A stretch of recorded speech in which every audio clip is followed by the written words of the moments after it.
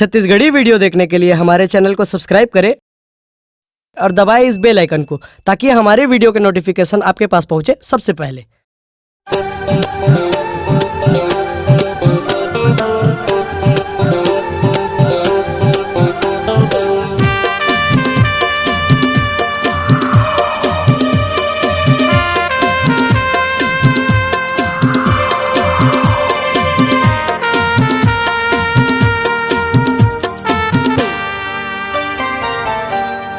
आ जाबे वो मोर गुलाबी कली, तोर बिना सुना लागे दिल के गली।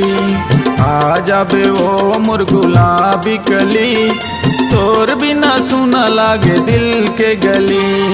आजा आजा आजा आजा रानी झंतर सा, आजा आजा आजा आजा रानी झंतर सा।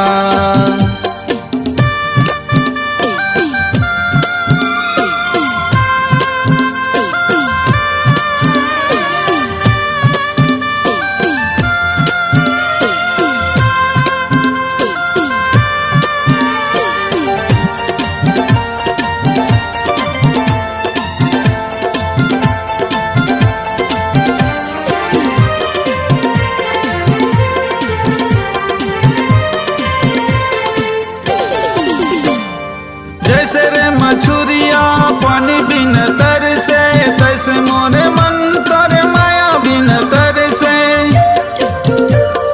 जैसे रे मछुरिया पानी बिन तरसे, जैसे मोरे मन तोरे माया बिन तरसे।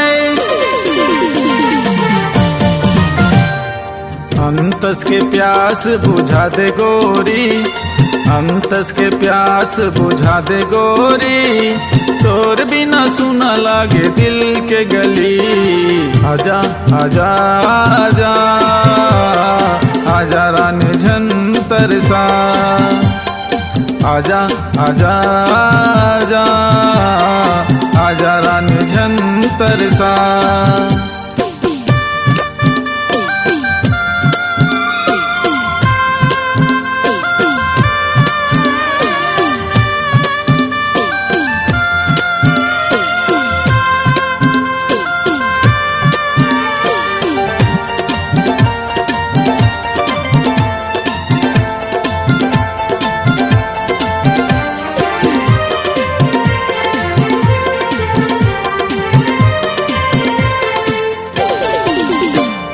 चेहरा तोर आँखी आँखी मझुलत है, माया तोर पाए बिना दिल धड़कत है। चेहरा तोर आँखी आँखी मझुलत है, माया तोर पाए बिना दिल धड़कत है। घूमत फिरत आबे मोर गली, घूमत फिरत आबे मोर गली, तोर बिना सुना लागे दिल के गली। आजा आजा आजा आजा रानी झंतर सा, आजा आजा आजा आजा रानी झंतर सा। आजा बे वो मोर गुलाबी कली, तोर बिना सुना लागे दिल के गली। आजा बे वो मोर गुलाबी कली, तोर बिना सुना लागे दिल के गली। आजा आजा आजा आजा रानी झंतर सा, आजा आजा आजा आजा रानी झंतर सा। आजा बे वो मोर गुलाबी कली, तोर बिना सुना लागे दिल के गली। आजा बे वो मोर गुलाबी कली, तोर बिना सुना लागे दिल के गली।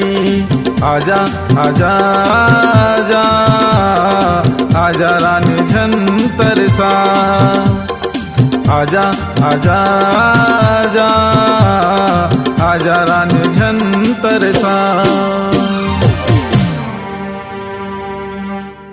अगर आप अपनी आवाज को एक नया आयाम देना चाहते हैं तो चले आइए मल्टी ट्रैक डिजिटल रिकॉर्डिंग के लिए संपर्क करें HK म्यूजिक कंपनी, कोटा डबरी, चांपा, छत्तीसगढ़। मोबाइल नंबर है 9329238487 और 8085380339।